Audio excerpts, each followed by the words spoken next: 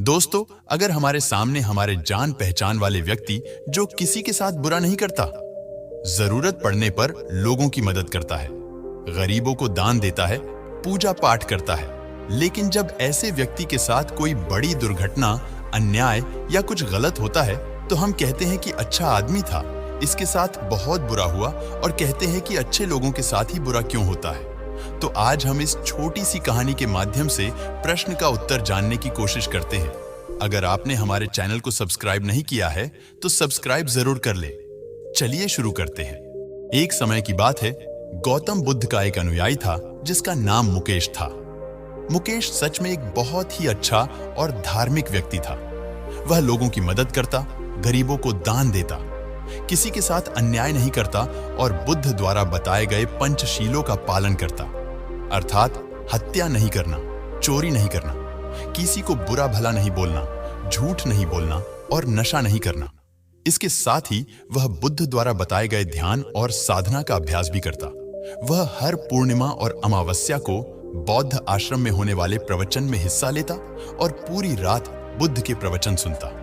ऐसे ही एक रात अमावस्या के दिन उसने उपोषण किया और रात को बुद्ध के प्रवचन सुनने लगा, और सवेरे जब बुद्ध का प्रवचन समाप्त हुआ तो आश्रम से निकलकर वह पास के ही तालाब में नहाने के लिए चला गया। उसी रात उस गांव में कुछ चोर एक घर में चोरी करने के लिए घुसे हुए थे।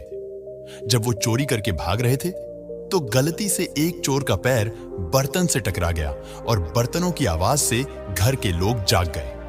चारों तरफ हल्ला मच गया कि गांव में चोर घुसे हैं। गांव के लोगों ने चोरों का पीछा करना शुरू कर दिया। कुछ देर तक तो चोर गहने जेवरात की पोटली लेकर भागते रहे, लेकिन जब उन्हें महसूस हो गया अब उनका बचना संभव नहीं है, अब वो पकड़े जाएंगे, इसलिए तालाब के पास से जाते हुए चोरों ने सारे गहने जेवरात मुकेश के कपड़ों के पास फेंक दिए और वहां से भाग गए।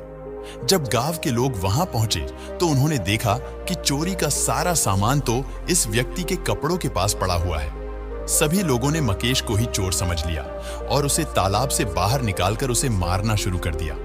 वो कहता रहा कि मैं चोर नहीं हूं, मैं तो रात भर प्रवचन सुनकर आया हूं और यहां सिर्फ स्नान कर रहा था। मुझे नहीं पता यह चोरी का सामान यहां कैसे आ गया, लेकिन भीड़ ने उसकी एक न सुनी और यह कहते हुए और मारने लगे कि अच्छा बेटा, चोरी करने के बाद अब नाटक कर रहा है कि मैं अच्छा आदमी हूं, प्रवचन सुनकर आ रहा हूं। गुस्साई भीड़ ने उसे इतनी बेरहमी से पीटा कि उसकी मौत हो गई और उस मृत मुकेश के शरीर को वहीं छोड़कर लोग अपने अपने घर चले गए। सुबह जब आश्रम के कुछ शिष्य तालाब में पानी लेने के लिए आए तो उन्होंने मुकेश के मृत शरीर को तालाब के पास पड़ा देखा। पूछने पर पता चला कि चोरी के आरोप में लोगों ने मुकेश को पीट पीट कर मार दिया। शिष्यों ने बुद्ध के पास जाकर यह दुखद खबर सुनाई कि बेचारे उपासक मुकेश को लोगों ने मार दिया। उसे उस गलती की सजा मिली जो उसने की भी नहीं थी। बुद्ध शिष्यों के द्वारा की जा रही अलग अलग बातों को बस ध्यानपूर्वक सुन रहे थे। तभी उनमें से एक शिष्य बुद्ध से पूछ लिया, गुरुजी, यह बात तो आप भी जानते हैं कि मुकेश कितना अच्छा इंसान था।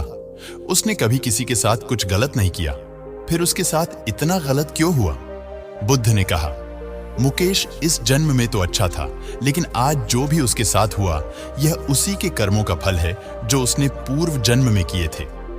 अपने पिछले जन्म में मुकेश वाराणसी के राजा के यहाँ एक राज अधिकारी था।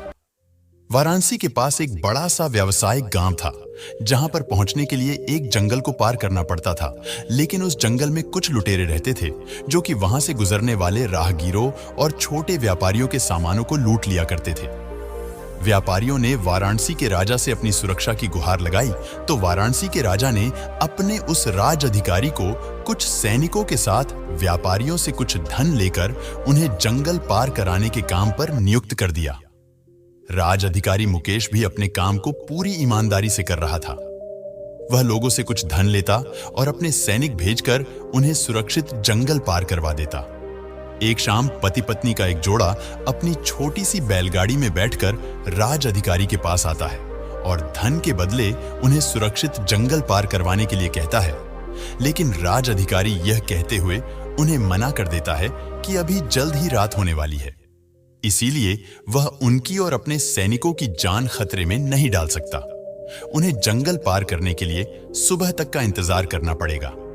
वह पति पत्नी बहुत आग्रह करते रहे कि अभी रात होने में बहुत समय है, वह अभी जंगल पार करा दे, लेकिन राज अधिकारी नहीं मानता और उन्हें सलाह देता है कि वो रात भर यहीं रुके, उनके रहने और खाने की व्यवस्था वह खुद करवाएगा।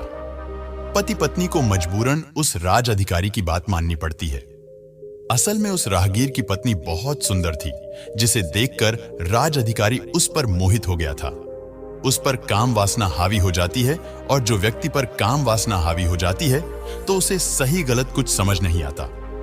वह आसक्ति की आग में जलकर अंधा हो जाता है, और यही उस राज अधिकारी के साथ भी हुआ। उसने उन दोनों पति पत्नी के रहने और खाने की व्यवस्था तो कर दी, लेकिन साथ ही वह उसकी पत्नी को पाने की तरकीबें सोचने लगा। तभी उसे एक तरीका सूझा। उसके पास एक कीमती हीरा था। उसने उस हीरे को रात में चुपके से उस आदमी के बैलगाड़ी के सामान में छुपा दिया, और सुबह होते ही हल्ला मचा दिया कि उसका कीमती हीरा किसी ने चोरी कर लिया है। उसने अपने सैनिकों को आदेश दिया कि हर एक व्यक्ति के सामान की तलाशी लेने के बाद ही उसे आगे जाने दिया जाए। सैनिकों ने तलाशी ली तो योजना के अनुसार हीरा उस पति पत्नी की बैलगाड़ी के सामान में छुपा मिला। राज अधिकारी उस व्यक्ति को सभी के सामने यह कहते हुए पीटने लगा कि मैंने तेरे रहने और खाने की व्यवस्था की और तूने मेरे साथ गद्दारी की। उसके साथ उसके सैनिक भी उस आदमी को पीटने लगे, और पीटते पीटते उस व्यक्ति की मौत हो गई। बाद में राज अधिकारी ने अपने रुतबे और दौलत के दम पर उस स्त्री को अपनी पत्नी बना लिया, क्योंकि पिछले जन्म में मुकेश ने सिर्फ उस स्त्री को प्राप्त करने के लिए उसके पति पर झूठा आरोप लगाकर बेवजह उसकी निर्मम हत्या कर दी थी। इसीलिए पिछले जन्म में ही उसकी मृत्यु के पश्चात उसे नर्क प्राप्त होता है, और नर्क में बहुत दुख भोगने के बाद उसे इंसानी जीवन मिलता है। लेकिन इस जीवन में भी उसके पिछले कर्म उसका पीछा नहीं छोड़ते, और उसके साथ भी वैसा ही होता है जैसा उसने उस स्त्री के पति के साथ किया था। मुकेश को उस चोरी की सजा मिलती है जो उसने की भी नहीं थी। उसने इस जन्म में तो अच्छे कर्म किए थे, लेकिन उसके पिछले जन्म के बुरे कर्मों की वजह से आज उसकी यह दुर्गति हुई है। बुद्ध ने आगे कहा, अगर इस जन्म में किसी अच्छे व्यक्ति के साथ बुरा होता है तो उसके पुराने जन्मों के पाप ही होते हैं, जिनका फल उसे इस जन्म में भुगतना पड़ रहा है।